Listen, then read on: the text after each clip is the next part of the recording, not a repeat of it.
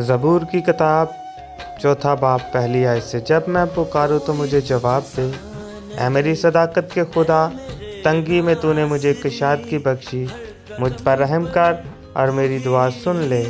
اے بنی آدم، کب تک میری عزت کے بدلے رسوائی ہوگی؟ تم کب تک باطلت سے محبت رکھو گے اور جھوٹ کے در پہ رہو گے؟ جان رکھو کہ خداوند نے دیندار کو اپنے لیے الگ کر رکھا ہے۔ جب میں خداوند کو پکاروں گا تو وہ سن لے گا۔ تھرتھراؤ اور گناہ نہ کرو، اپنے اپنے بستر پر دل میں سوچو اور خاموش رہو۔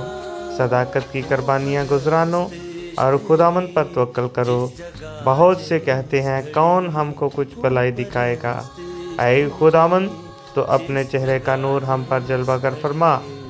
تو نے میرے دل کو اس سے زیادہ خوشی بخشی ہے جو ان کو گلا اور مہ کی فروانی سے ہوتی تھی۔